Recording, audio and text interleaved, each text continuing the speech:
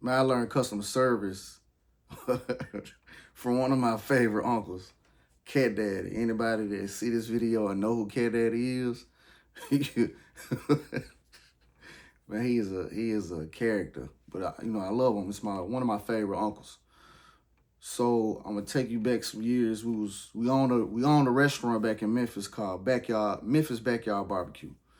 So at the time, you gotta imagine it's the summer and it's like 97 degrees outside and it's 97 degrees inside. And I'm the manager and cashier and I'm around guys that's 50, 60, 70, 40, like they giving me some real game.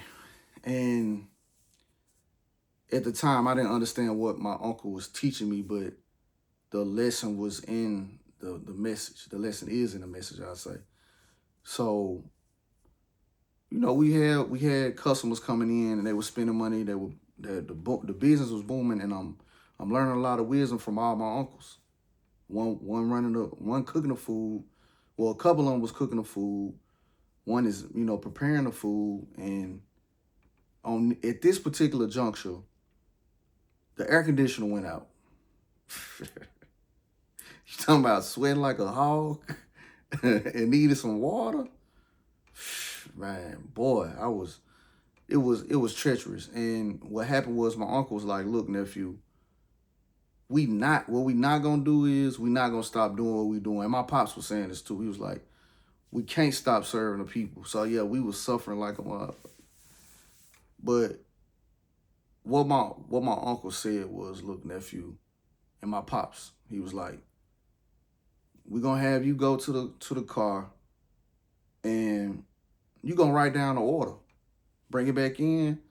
We gonna prepare it and you gonna take it back out. You just collect the money and do everything in one swoop." So that one phase of things really showed me, like, in business, regardless of whatever's going on, you have to give the I say the best or the excellent customer service to your people or to your patrons. So that's something that I personally look to bring to my clients at all times. The customer service has to be on point. And yes, sometimes I have been late. But one of my pet peeves, and I learned this from my basketball coach, rest in peace, Reginald Mosby, he would always make us be at the games 30 minutes to an hour early. And he was like, shit, shave a bay before the game whenever you have to do it. So that way, when it's time for game, or when it's time for the game, you are good. So I stressed that to my son, and that's something in customer service that I strive on presenting, like being presentable, being on time to to deal with my patrons or to deal with my customers or to deal with my clients. It's a necessity. So my uncle also told me, or he also shared with me, a gem of wisdom about if you go in a restaurant and the bathroom not clean, he said you leave out the motherfucker, and I was just like, oh. But what he said made so much sense, and it was simple, but it was valuable, and I'm glad that I got a chance to learn different aspects from great men, and they poured so much into me, so much wisdom, and shared so much wisdom, and all those things made me think about what just transpired when I went to this restaurant and got some food, and I wasn't expecting the lady to give me a drink, a complimentary drink, because it was a guy in front of me.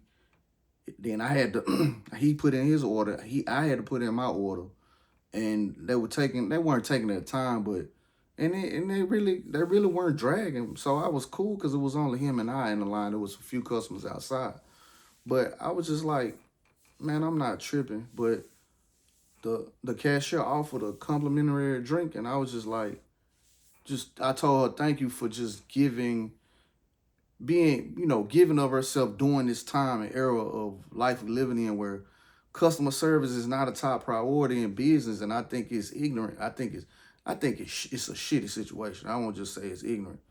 I think it's stupid because I want people to come back, not go out and talk bad about what's going on. So, like, customer service is key.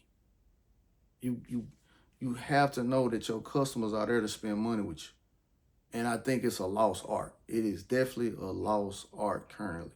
So again, I strive in customer service.